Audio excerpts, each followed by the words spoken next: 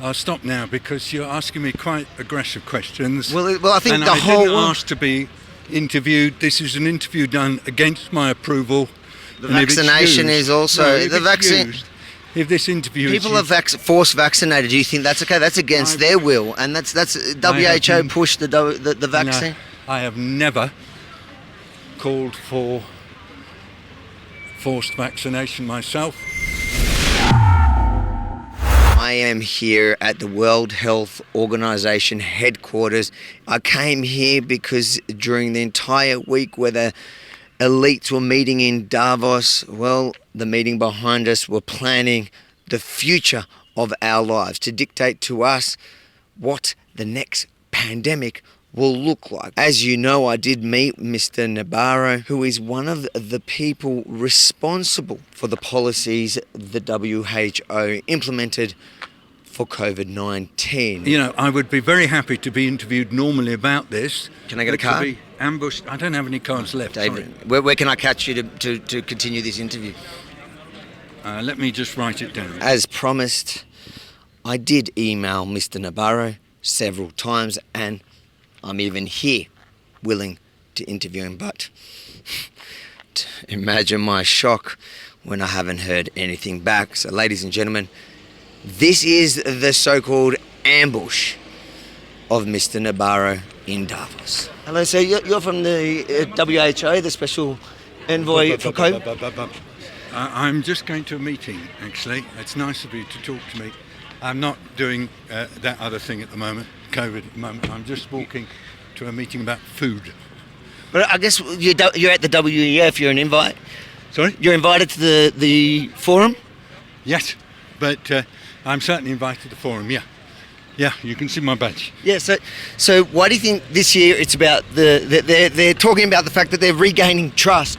Do you think it has anything to do with the WHO?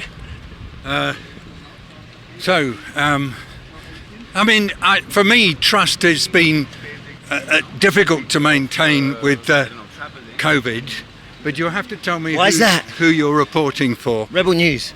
Sorry? Rebel News. Why do you think people don't trust? It's been hard to maintain trust through COVID. Because COVID's affected poor people everywhere really badly. So why do so many people blame your organisation, the WHO? People like to find somebody to blame. Was lockdowns ever a good idea? Well, lockdowns are part of the response, but we say there are things that you can do before you lock down that reduce the degree of problem. So we've always said lockdown is the last resort. And of course we worry if we think some countries do you think Australia locked down too much? Too early. What? Do you think Victoria, do you think in Australia they had the largest, harshest lockdown? Do you think that they locked down too much and they were too severe?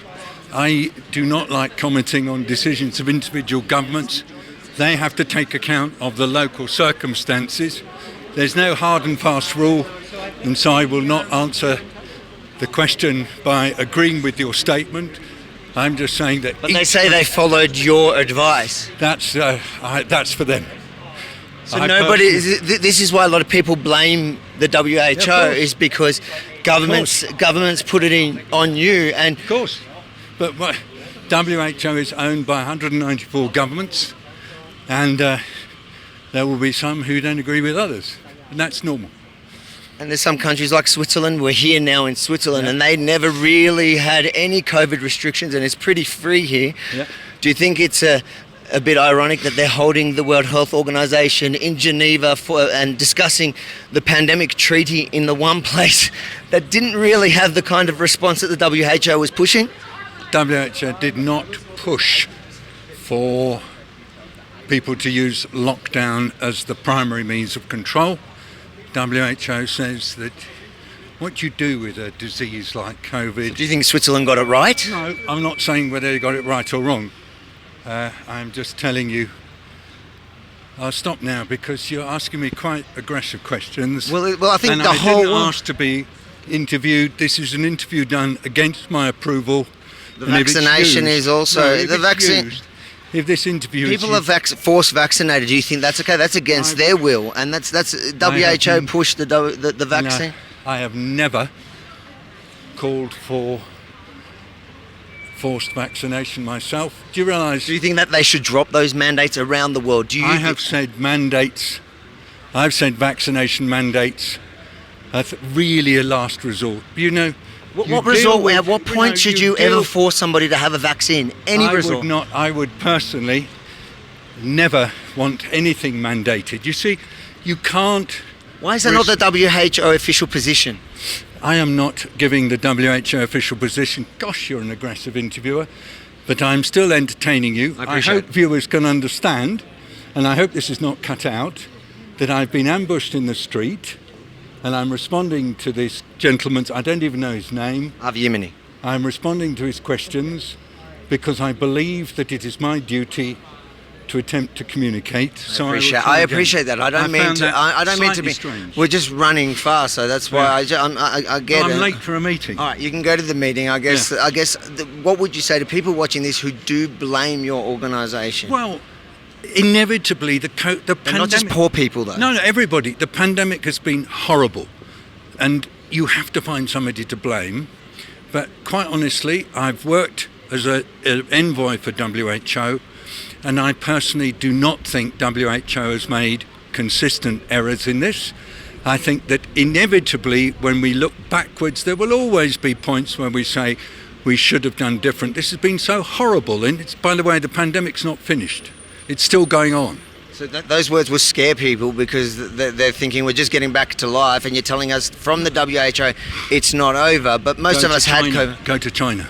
Go to North Korea. Speaking of China, though, in the beginning of the pandemic... There's still a pandemic going on in China. There's still a pandemic in North Korea. How are we supposed to trust anything happening in China? They lied to us from the beginning.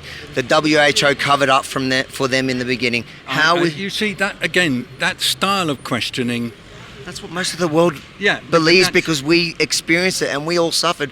In Melbourne, Australia, we were locked down for a year and a half. But I just have to tell you, I don't think... I personally can't see that WHO should be blamed for this pandemic. Well, if the responsibility doesn't lie with them, then why should they hold any authority? Well, I think you have to remember the WHO is an organisation that exists, owned by 194 countries, and all it tries to do is to offer the best advice it can to everybody, but it's up to individual countries to decide whether to follow it. You have to let me go. Does it sometimes get it wrong? Well, I mean, I'm sorry. I'm not actually going to say any answer to that question because there's been great reviews done of WHO's I guess last question. I asked that because big tech that are here, they rely on you. So if somebody says something online that contradicts what you're saying, what the WHO says, they get banned from social media. Yeah, so I am not. Do you know I don't work for WHO? I'm an envoy on behalf of WHO. Okay. And I try to do. So you're distancing yourself from them? No, I'm not distancing myself. It's just that you are asking questions that I can't answer. All right. Thank you for your time. I apologize. And I would like to say to those of you who are watching this, you know, I would be very happy to be interviewed normally about this. Can I get a card? To be ambushed. I don't have any cards left. David, where can I catch you to continue this interview? Let me just write it down. If you think it's important for the world to hear what these dictators of health, the people who want to control whichever country you come from, if you want to hear from them unscripted, make sure to like, comment. Most importantly, share this far and wide because the mainstream media, they'll never ambush these tyrants, but we will at Rebel News. And it's up to you guys. Share all our stories from this week at wefreports.com. Share them far and wide because this kind of reporting you will get nowhere else.